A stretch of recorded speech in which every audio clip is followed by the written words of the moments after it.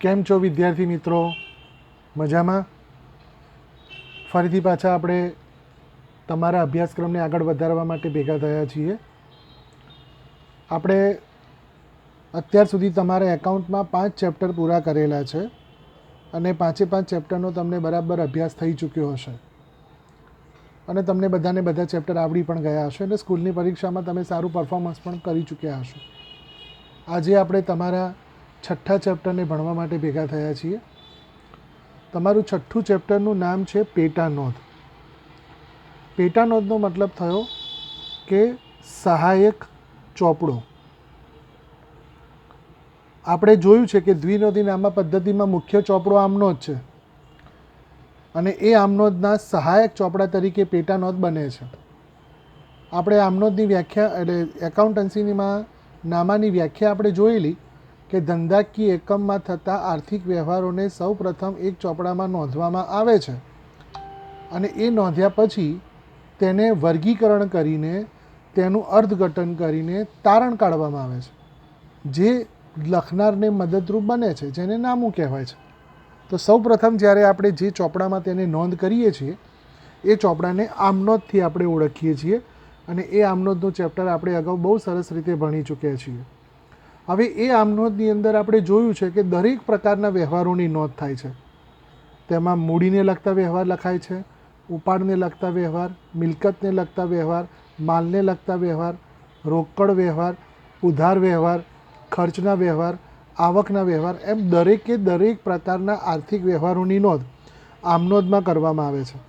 પરંતુ નામું લખવા માટેનો આશય છે કે ધંધાનું આર્થિક પરિણામ જાણવું.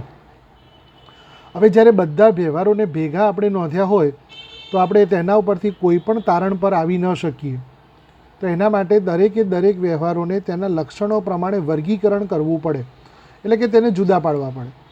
તો આ વર્ગીકરણ કરવું એટલે કે દરેક વ્યવહારને તેના સમાન ગુણધર્મો પ્રમાણે જુદા પાડવા. એટલે કે ખરીદીના વ્યવહાર અલગ પાડવા, આવકના વ્યવહાર અલગ પાડવા, ખર્ચના વ્યવહાર અલગ પાડવા, વેચાણના વ્યવહાર અલગ પાડવા. આ રીતે દરેકે દરેક વ્યવહારને તેના લક્ષણો પ્રમાણે વર્ગીકૃત કરવામાં આવે છે અને વર્ગીકરણ કરવા માટે જે અલગથી ચોપડા તૈયાર થાય છે તેને પેટા નોંધ કહેવામાં આવે છે. એટલે હવે તમને બધાને પેટા નોંધનો અર્થ ખબર પડી ગઈ હશે કે દરેકે દરેક વ્યવહારને તેના લક્ષણો પ્રમાણે જ્યારે અલગ કરવામાં આવે ત્યારે પેટા નોંધ તૈયાર થઈ રહી છે. તમારા અભ્યાસક્રમમાં પેટા નોંધના પ્રકારની જો આપણે વાત કરીએ તો પેટા નોંધના કુલ 8 પ્રકાર છે, જેનો અભ્યાસ તમારે જુદા જુદા પ્રકરણોમાં આ વર્ષે કરવાનો છે. એમાં સૌથી પહેલી પેટા નોંધ આવે છે ખરીદ નોંધ, પછી આવે છે વેચાણ નોંધ, ત્યાર પછી ખરીદ પરત નોંધ, વેચાણ પરત નોંધ, ખાસ આમ નોંધ, લેણી હુંડી નોંધ, દેવી હુંડી નોંધ અને રોકડ મેળ. હવે તેમાં કયા કયા વ્યવહારો નોંધ થાય છે એની હું તમને પ્રાથમિક સમજ આપું છું. પછી જેમ જેમ ચેપ્ટર આપતા જશે તેમ તેમ આપણે વિસ્તૃત સમજ કેળવીશું.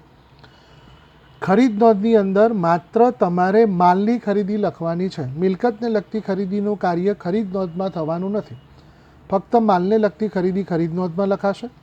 ત્યાર પછી માલનું જે વેચાણ કરેલું છે તે વેચાણની નોંધ તમારે વેચાણ નોંધમાં થશે. ત્યાર પછી ખરીદ પરત એટલે ખરીદેલો માલ જ્યારે પરત કરવામાં આવે ત્યારે ખરીદ પરત નોંધ તૈયાર થાય અને વેચેલો માલ જ્યારે પરત કરવામાં આવે ત્યારે વેચાણ પરત તૈયાર થાય. તો આ 4 નોંધો થઈ: ખરીદ નોંધ, વેચાણ નોંધ, ખરીદ પરત નોંધ અને વેચાણ પરત નોંધ.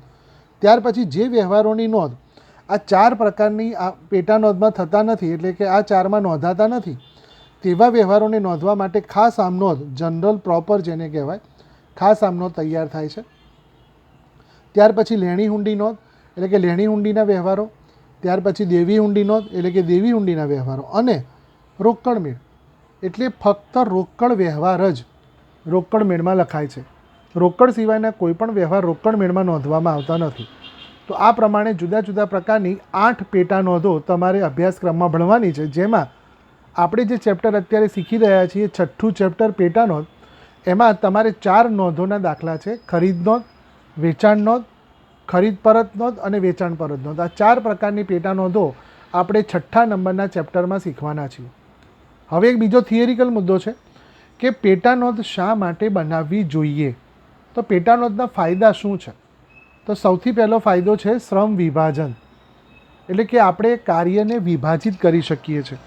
તમે જુઓ, જ્યારે તમે જુદા જુદા વ્યક્તિઓને જુદું જુદું કામ સોંપો ત્યારે તે વ્યક્તિ એક જ કાર્ય કરવાના બદલે જુદા જુદા કાર્યો એકસાથે થાય છે. એટલે કે એક જ સમયમાં એકસાથે ઘણા બધા કાર્ય થઈને શ્રમનું વિભાજન થઈ શકે છે.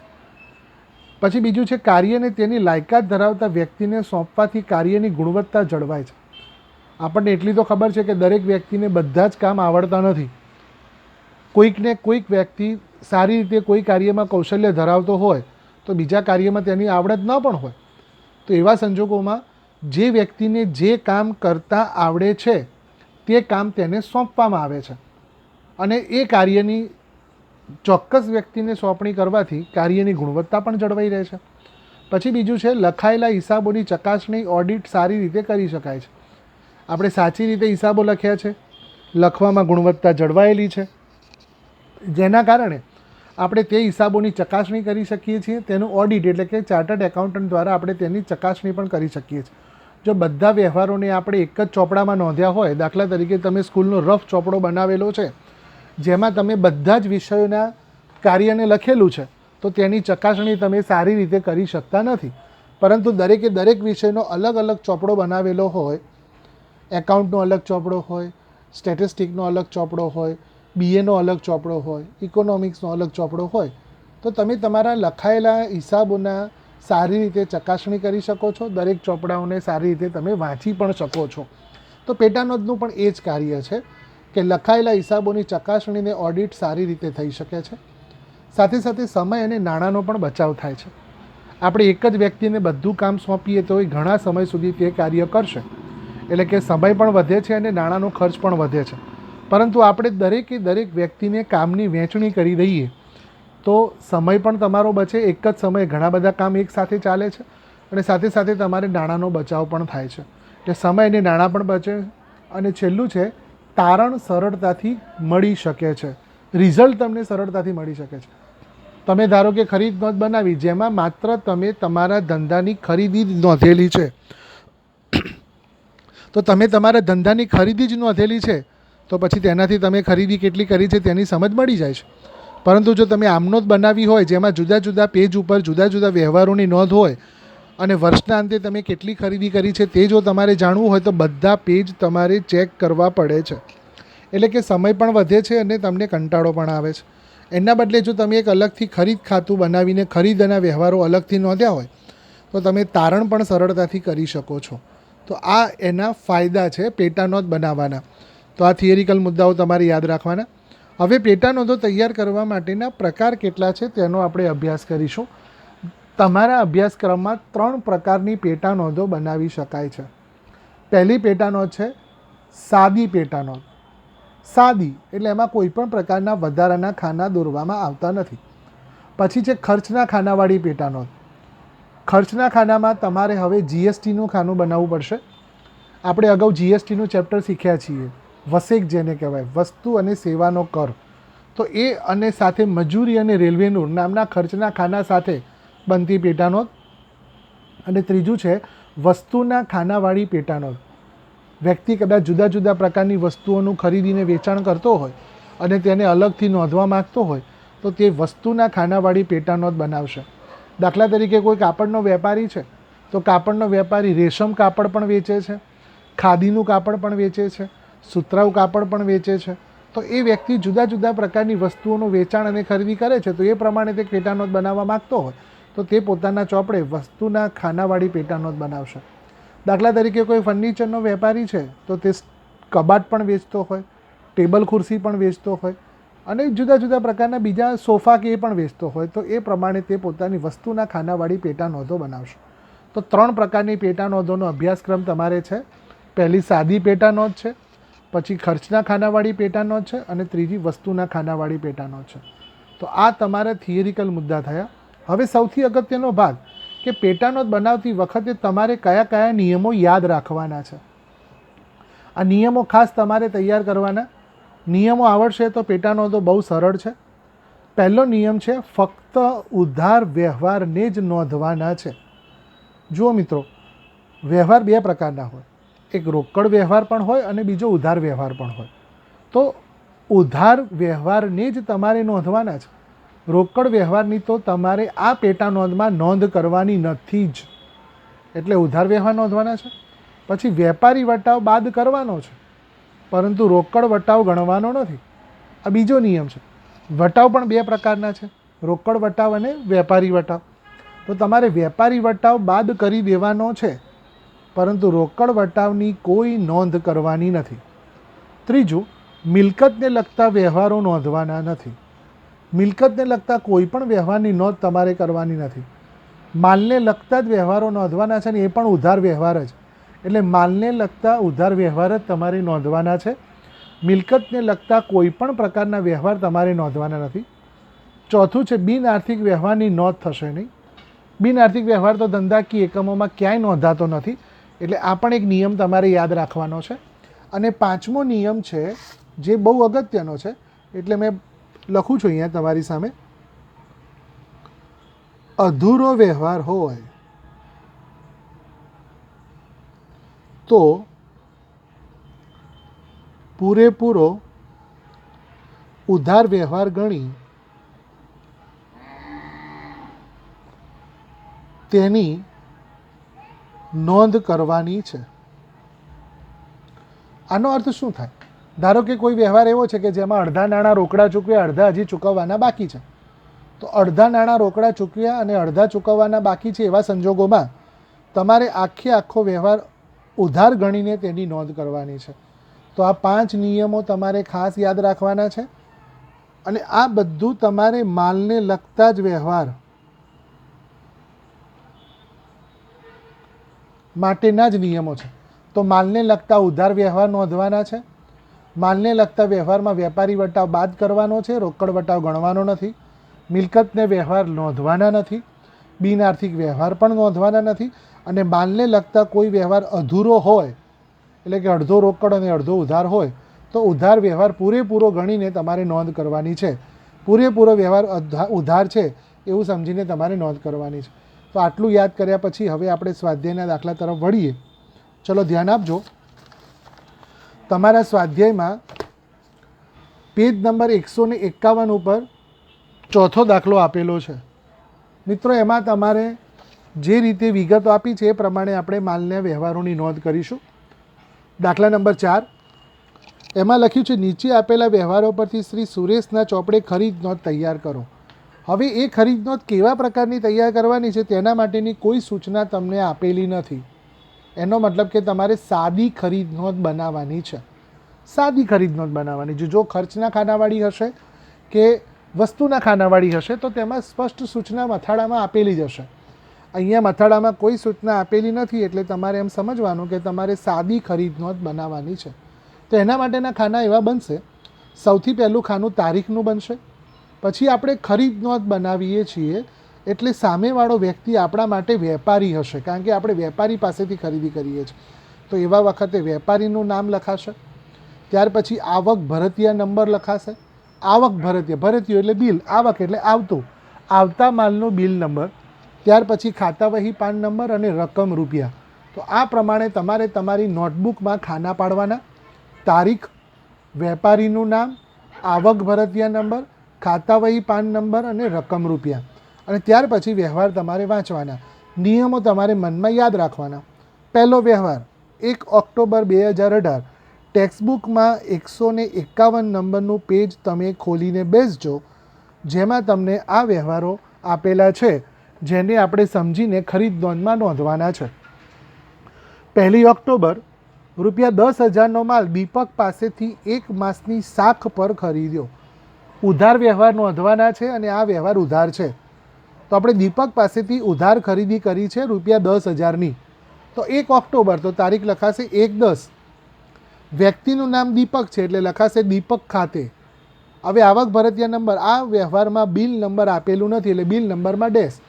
ખાતા વહી પાન નંબરમાં તો ડેશ થશે જ. અને ₹10,000નો માલ તમે ખરીદ્યો છે એટલે ₹10,000થી તેની નોંધ થશે. તો આ વ્યવહાર તમારો નોંધાઈ ગયો છે ને, એકદમ સરળ. આમનોંધમાં તો તમારે આમનોંધ લખવી પડે, બાબત જે લખવી પડે, પછી તમારો વ્યવહાર ગણાય. જ્યારે અહીંયા તો માત્ર તમારે એટલું સમજવાનું છે કે કેટલા રૂપિયાનો માલ ખરીદ્યો છે, અને જો ઉધાર ખરીદ્યો છે તો નોંધવાના છે. તો અહીંયા ₹10,000નો માલ ખરીદ્યો છે તો ₹10,000થી વ્યવહારની નોંધ થશે. અને વ્યક્તિનું નામ દીપક છે તો દીપક ખાતે લખાશે. પહેલો વ્યવહાર પૂરો. બીજો 3 તારીખનો વ્યવહાર, ₹20,000નો માલ સરદાર સ્ટોર્સમાંથી 10% વેપારી વટાવે ખરીદ્યો. જો મિત્રો મેં તમને નિયમ કહ્યો તો એમાં કહ્યું હતું કે વેપારી વટાવ તમારે બાદ કરવાનો અને ઉધાર વ્યવહાર નોંધવાનો. આ વ્યવહારમાં ફક્ત વ્યક્તિનું જ નામ આપેલું છે, તો વ્યક્તિનું નામ આપેલું છે એટલે વ્યવહાર ઉધાર છે, તો આપણે નોંધવાનો છે. 10% વેપારી વટાવ તેમાંથી તમારે બાદ કરવાનો છે. તો 20,000માંથી 10% પ્રમાણે ₹2,000 જો તમે બાદ કરો તો કિંમત આવશે ₹18,000. તો તારીખ લખાશે 3/10. વ્યક્તિનું નામ છે વેપારીનું સરદાર સ્ટોર્સ ખાતે, તો સરદાર સ્ટોર્સ ખાતે લખાશે. 20,000માંથી 10% પ્રમાણે ₹2,000 બાદ કરો એટલે ₹18,000થી નોંધ થશે.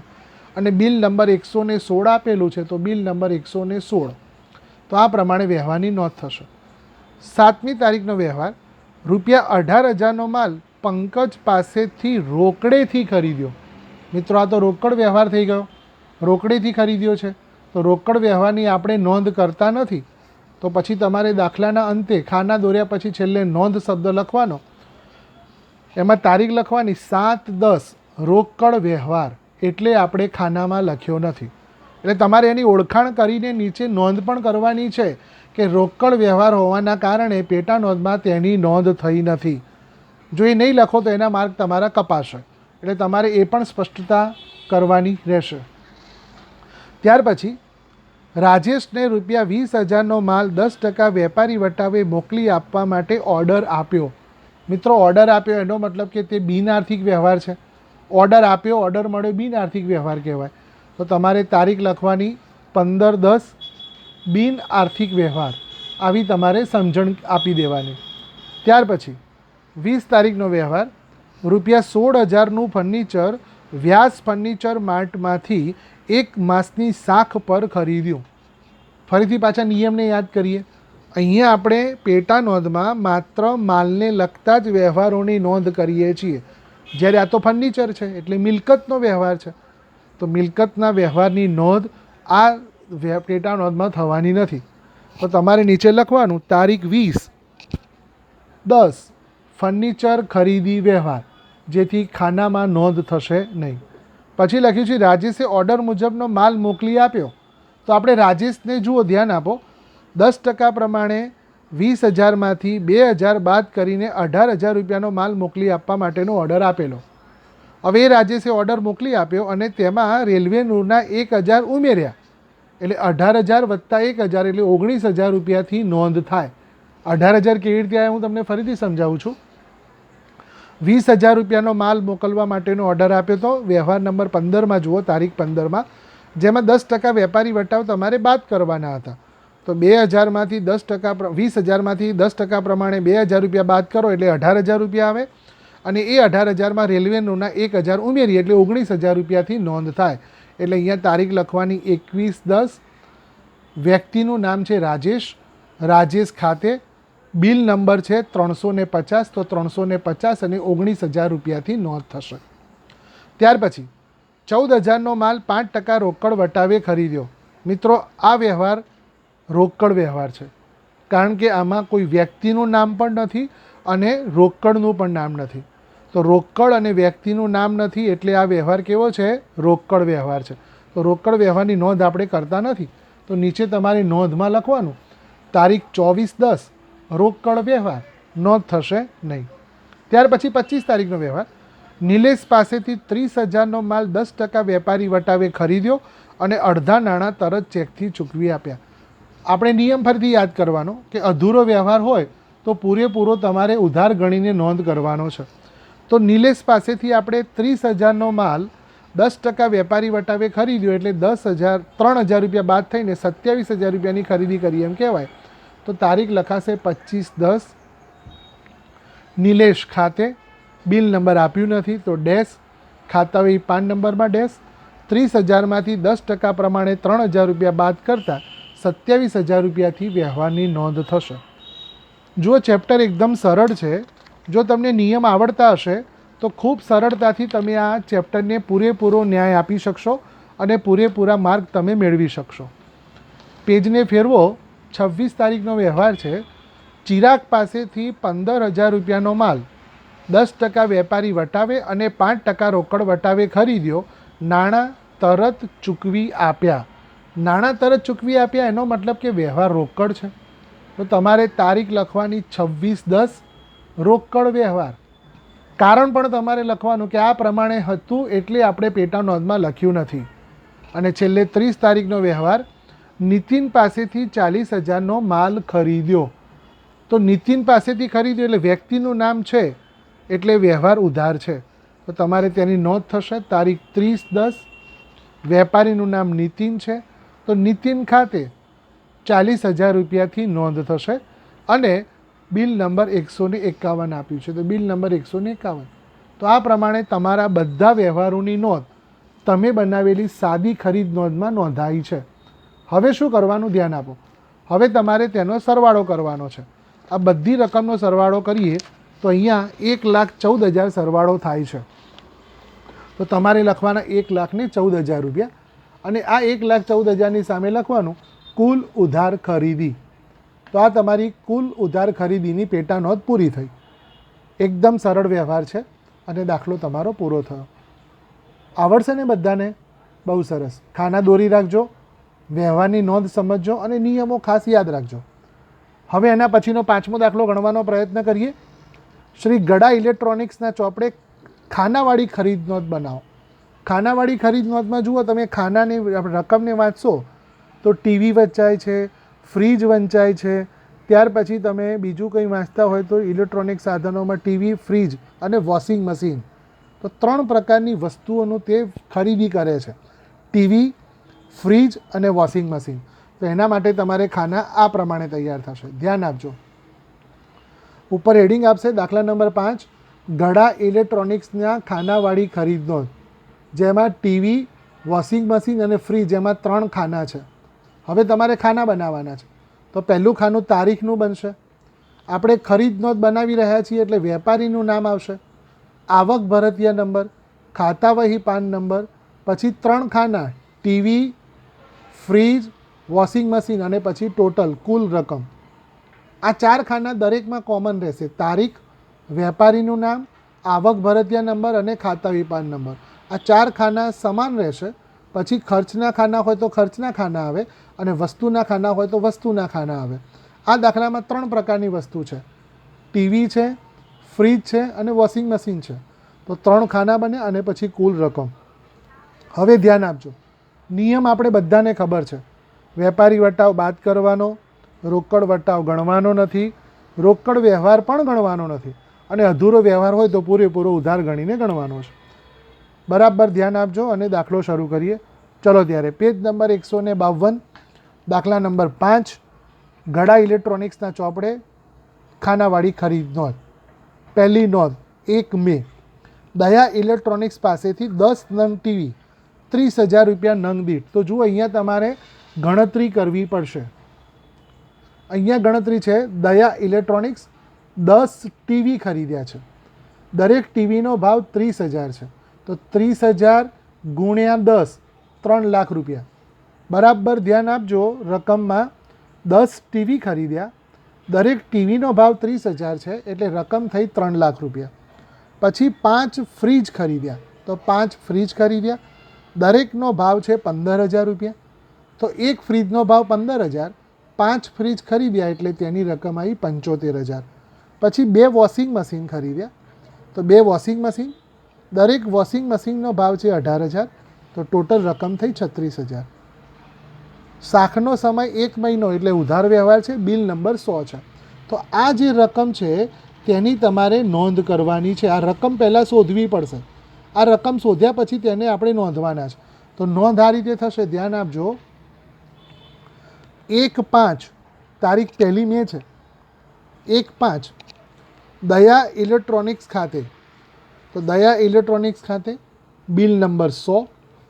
ટીવીમાં 3 લાખ રૂપિયા. નીચે આપણે રકમ શોધી હતી 3 લાખ. તો ટીવીમાં તમારે 3 લાખ લખવાના, ફ્રીજમાં 75,000 અને વોશિંગ મશીનમાં 36,000. જે આપણે આ ગણતરી કરીને રકમ શોધેલી છે એ રકમની નોંધ અહીંયા થઈ અને ટોટલ 4,11,000. આ ત્રણે ત્રણનો સરવાળો 4,11,000.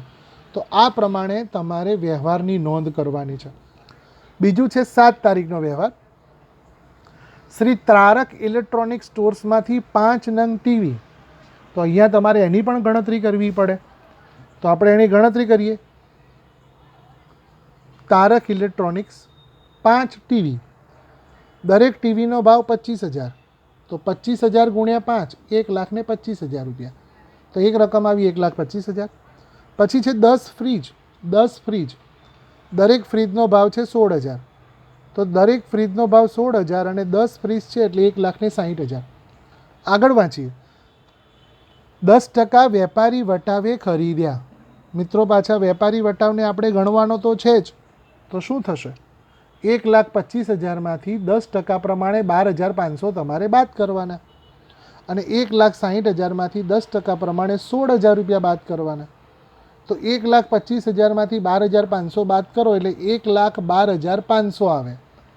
તો આ વ્યવહાર 1,12,500થી નોંધાશે અને 1,60,000માંથી 16,000 રૂપિયા બાદ કરતાં 1,44,000 આવશે. તો 1,44,000થી નોંધાશે. તો હવે એની નોંધ તમારે કરવાની થાય તો લખવાનું થશે તારીખ 7/5 તારક ઇલેક્ટ્રોનિક્સ ખાતે બિલ નંબર 151 છે. Bill number 151. તો બિલ નંબર 151માં તારક ઇલેક્ટ્રોનિક્સ 151, 1,12,500 અને 1,44,000. તો આ બંને રકમ વેપારી વટાવ બાદ કર્યા પછી નોંધાશે અને ત્યાર પછી તેનો સરવાળો 2,56,500 થશે. તો 2,56,500ની રકમ આવી. તો તમારે યાદ રાખવાનું કે જેટલા નંગ તમે ખરીદ્યા છે તે નંગ, દરેક નંગનો ભાવ, કુલ કિંમત અને એમાંથી જો વેપારી વટાવ હોય તો વેપારી વટાવ બાદ કરીને તમારે નોંધવાનો છે. તો આ પ્રમાણે ગણતરી થોડી કરીને તમારે નોંધ કરવાની. ત્રીજો વ્યવહાર છે શ્રી અંબે સાયકલ સ્ટોર્સમાંથી 5,000ની સાયકલ ખરીદી. હવે તમને બધાને ખબર પડી ગઈ કે આ તો મિલકતને લગતો વ્યવહાર છે. સાયકલ એ મિલકત છે તો મિલકતને લગતા વ્યવહારોની નોંધ થશે નહીં. તો અહીંયા લખાશે તારીખ 12/5 મિલકત વ્યવહાર, નોંધ થશે નહીં. એ તમારે નોંધ કરીને બતાવવાની અને આ દાખલાનો ભાગ છે. આ તમારે લખવું જ પડશે, આના સિવાય નહીં ચાલે. એટલે તમારે યાદ રાખવાનું કે જે વ્યવહારની નોંધ આપણે પેટા નોંધમાં નોંધતા નથી તેને તમારે અલગથી બતાવવાના અને તારીખ સાથે બતાવવાના અને કારણ પણ બતાવવાનું કે કેમ આપણે તેની નોંધ કરી નથી. 20 તારીખનો વ્યવહાર. આત્મારામ ઇલેક્ટ્રોનિક સ્ટોર્સમાંથી 5 નંગ ફ્રીજ, 20,000 રૂપિયા નંગનો ભાવ, 10 વોશિંગ મશીન, 15,000 રૂપિયા નંગનો ભાવ, 10% વેપારી વટાવે ખરીદ્યા અને 5% રોકડ વટાવે તરત જ રકમ ચૂકવી આપી. મિત્રો અહીંયા એવું લખેલું છે તરત જ રકમ ચૂકવી આપી, એનો મતલબ થયો વ્યવહાર રોકડ છે અને રોકડ વ્યવહારની ચોપડે નોંધ કરવામાં આવતી નથી. તો અહીંયા તમારે લખવાનું તારીખ 20/5 રોકડ વ્યવહાર, જેના કારણે તેની નોંધ થયેલી નથી. તો આ પ્રમાણે તમારે વર્ગીકરણ પણ કરવાનું રહેશે. ત્યાર પછી વિચારીએ. શ્રી બબીતાને 20 નંગ ટીવી નંગ દીઠ રૂપિયા 28,000ના ભાવે અને 6 નંગ વોશિંગ મશીન 21,000ના ભાવે મોકલી આપવા માટે ઓર્ડર આપ્યો. મિત્રો ઓર્ડર આપ્યો એ પણ બિન આર્થિક વ્યવહાર કહેવાય. એટલે અહીંયા લખાશે તારીખ 25/5 બિન આર્થિક વ્યવહાર. તો તમને અગાઉ પણ વાત કરી કે લક્ષણો હોય તો તમારે લક્ષણોને ધ્યાનમાં રાખીને વ્યવહાર નોંધવાનો છે. છેલ્લો 31 તારીખનો વ્યવહાર જોઈએ.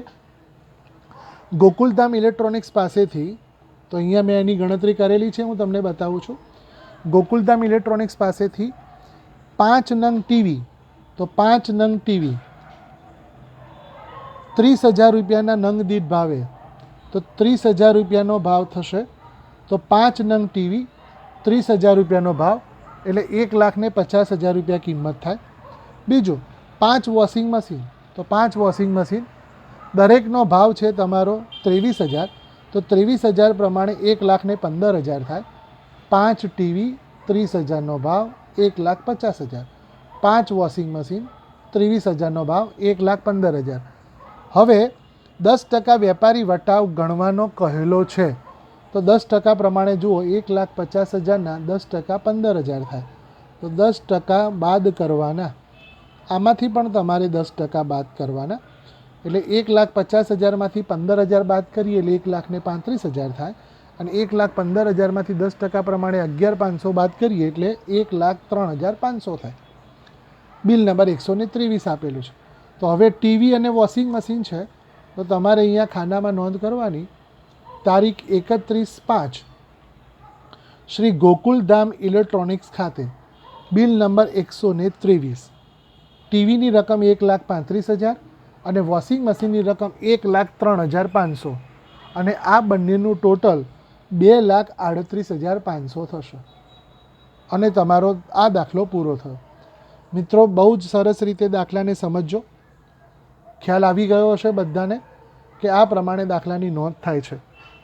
હવે આપણે વિચારીએ કે હવે શું કરવાનું. તો તમારે બધાનો સરવાળો કરી દેવાનો. 5,47,500 આનો સરવાળો થશે ટીવીનો, ફ્રીજનો 2,19,000 થશે, વોશિંગ મશીનનો 1,39,500 થશે અને કુલ તમારી ખરીદી 9,06,000 થશે. એટલે તમારે આ ટોટલ કર્યા પછી લખવાનું કુલ ઉધાર ખરીદી. અને આ દાખલો તમારો પૂરો થયો. હવે 2 દાખલા આપણે પૂરા કર્યા પછી એક સાદું ઉદાહરણ હું તમને સમજાવું છું, જે આપણે તમારી ચોપડીમાં જ લખેલું છે. તો એ આપણે પહેલું ઉદાહરણ સમજીએ. કારણ કે જો સ્વાધ્યાયના ઉદાહરણ તમને નહીં આવડે તો બની શકે કે તમને આ વ્યવહારોમાં પણ મુશ્કેલી પડે. તો તમારે ઉદાહરણ વિચારવાના છે અને ત્યાર પછી જ આપણે આગળ સારી રીતે તેને સમજવાના છે. તો આપણે તમારી ચોપડીમાં 129 નંબરનું પેજ કાઢો. 129. જુઓ, બહુ સરળ છે. 129 નંબરના પેજ ઉપર તમને ઉદાહરણ નંબર 1 આપેલું છે, જેમાં લખ્યું છે નીચે આપેલા વ્યવહારો પરથી હરીશ કુમારના ચોપડે ખરીદ નોંધ તૈયાર કરો. હવે અહીંયા સ્પષ્ટ કહ્યું છે કે કયા પ્રકારની ખરીદ નોંધ બનાવવી, એવું નથી કહ્યું. તો એનો મતલબ કે તમારે સાદી ખરીદ નોંધ બનાવવાની છે. જેના ખાના આપણે બનાવ્યા હતા તે પ્રમાણે આ પ્રમાણે બનશે. પહેલું ખાનું તારીખનું, પછી વેપારીનું નામ, આવક ભરતિયા નંબર, ખાતાવહી પાન નંબર અને રકમ. તો આ પ્રમાણે તમારે સાદી ખરીદ નોંધ બનશે. પહેલો વ્યવહાર જોઈએ. ₹10,000નો માલ મહેશ પાસેથી 1 માસની શાખ પર ખરીદ્યો. આપણે મહેશ પાસેથી ₹10,000નો માલ ઉધાર ખરીદીએ છીએ. તો 1 માર્ચ સાથે વ્યવહારની નોંધ થશે. અહીંયા 1 માર્ચ મહેશ ખાતે બિલ નંબર આપ્યું નથી, રકમ લખાશે ₹10,000. તો તમારે આ પ્રમાણે વ્યવહારની નોંધ થશે. મહેશ ખાતે ₹10,000. બીજો વ્યવહાર, ₹15,000નો માલ હસમુખભાઈ પાસેથી 10% વેપારી વટાવે ખરીદ્યો. Bill number 15. તો અહીંયા વેપારી વટાવ છે તો 15,000માંથી 10% પ્રમાણે ₹1,500 તમારે બાદ કરવાના છે. એટલે કે 13,500માં આ વ્યવહારની નોંધ થશે. તારીખ આપેલી છે 2 માર્ચ. તો અહીંયા લખાશે 2 માર્ચ હસમુખભાઈ ખાતે 13,500. વેપારી વટાવ બાદ કર્યા પછીની રકમ અને બિલ નંબર 15. તો આ 13,500 લખાય. ત્રીજો વ્યવહાર, 6 તારીખનો વ્યવહાર. 8,000નો માલ મનીષ પાસેથી રોકડેથી ખરીદ્યો. મિત્રો, નિયમ તમને બધાને આવડી ગયો કે રોકડ વ્યવહારની ચોપડે નોંધ કરવામાં આવતી નથી. તો અહીંયા તમારે નીચે નોંધ કરવાની. પેજ ટર્ન કરીને લખેલું છે, જુઓ. અહીંયા લખેલું છે તારીખ 6 માર્ચ રોકડ ખરીદી, જે રોકડ મેળમાં નોંધાશે, એટલે કે આમનો પેટા નોંધમાં નોંધાશે નહીં. આપણે એટલું જ લખવાનું કે રોકડ વ્યવહાર, તેથી નોંધ થશે નહીં.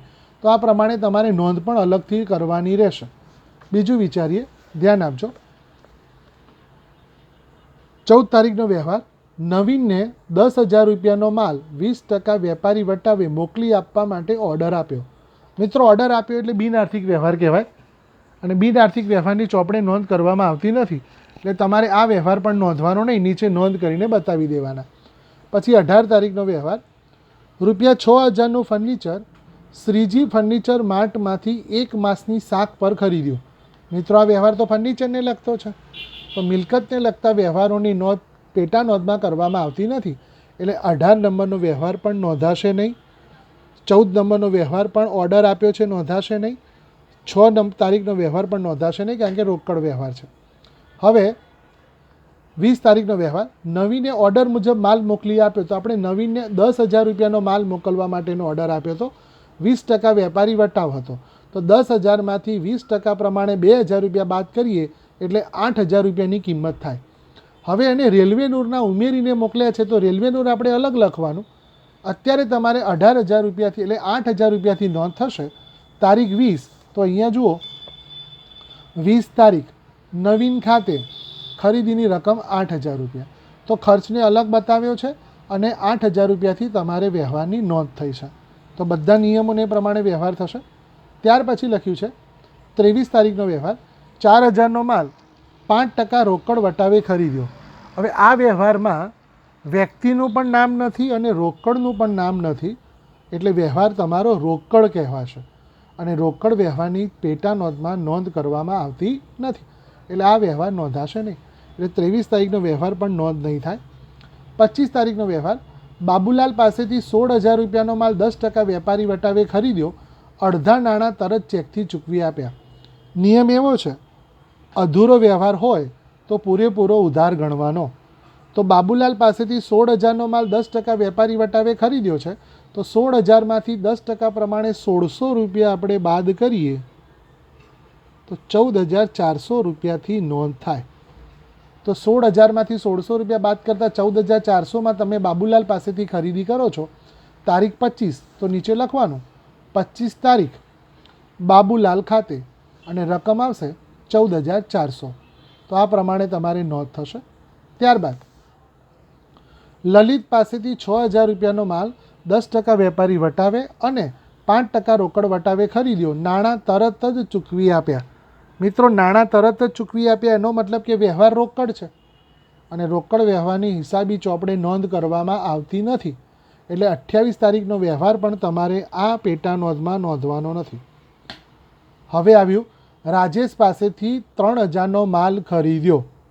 તો રાજેશ પાસેથી 3,000નો માલ ખરીદ્યો, વ્યક્તિનું જ નામ છે એટલે વ્યવહાર તમારો ઉધાર છે. તો ઉધાર વ્યવહારની આપણે નોંધ કરવાની છે. તો છેલ્લે તમારે નોંધ થશે તારીખ 30 રાજેશ ખાતે અને રકમ 3,000 રૂપિયા અને બિલ નંબર 101. તો આ પ્રમાણે તમારે જુદા જુદા નિયમોને ધ્યાનમાં લઈને દાખલો ગણવાનો છે. હું નિયમો ફરીથી રિપીટ કરું છું. ઉધાર વ્યવહારની નોંધ થશે માલને લગતા, વેપારી વટાવ બાદ થશે, રોકડ વટાવ ગણાશે નહીં, મિલકતને લગતા વ્યવહારની પણ નોંધ થશે નહીં, અને અધૂરો વ્યવહાર હોય એટલે કે અડધા રોકડા અને અડધા ઉધાર હોય તો પૂરેપૂરા ઉધાર ગણીને તમારે તેની નોંધ કરવાની છે. આ રીતે પેટા નોંધ બનાવ્યા પછી તમારે બધા વ્યવહારોનો સરવાળો કરવાનો. આ દાખલામાં સરવાળો 48,900 થાય છે, જેની સામે તમારે લખવાનું કુલ ઉધાર ખરીદી 48,900. તો આ તમારો પેટા નોંધનો એક ઉદાહરણ પણ મેં તમને સમજાવ્યું. તો મિત્રો, તમને બધાને બહુ સરસ રીતે આવડી ગયું હશે. આજે આપણે 2 પ્રકારની પેટા નોંધો શીખ્યા. એક સાદી ખરીદ નોંધ બનાવી અને વસ્તુના ખાનાવાળી પેટા નોંધ બનાવી. એ પણ ખરીદ નોંધ જ બનાવી. તમારે જ્યારે પણ આ ચેપ્ટરને વધારે સારી રીતે ગણવાનો પ્રયત્ન કરવો હોય તો સૌથી પહેલાં તમારે નિયમો યાદ કરી દેવાના, વ્યવહારને સમજવાનો અને પછી તેને યોગ્ય ખાનાઓમાં નોંધવાનો રહેશે. મને લાગે છે કે તમને બહુ સરસ રીતે આ સમજ પડી હશે. હવે પછીના વિડીયો લેક્ચર્સમાં આપણે એના આગળના સ્વાધ્યાયના દાખલાઓ ગણવા માટે ભેગા થઈશું. ત્યાં સુધી આજે જેટલા દાખલા તમને ચલાવ્યા છે તેનું રિવિઝન કરતા રહેજો, સતત તેનો અભ્યાસ કરતા રહેજો અને જ્યારે પણ કોઈ તકલીફ પડે ત્યારે તમે સીધો મારો સંપર્ક કરજો. હું તમને તેનું સરસ રીતે ઉકેલ લઈ આપીશ. મિત્રો, અમે તમારી સાથે જ છીએ. આ પરિસ્થિતિમાં જ્યારે આપણે સ્કૂલમાં મળી શકતા નથી, ક્લાસમાં મળી શકતા નથી, ત્યારે તમારું આ પાયાનું અગત્યનું વર્ષ છે. તમે જે લાઈન પસંદ કરી છે એનું આ અગત્યનું વર્ષ છે અને અગત્યનો વિષય છે. તો તેમાં તમારી કોઈ પણ પ્રકારની ચૂક ન થાય અને તમે બહુ સારી રીતે ભણી શકો તે માટે સતત અભ્યાસ કરતા રહેજો. Best of luck. આવજો.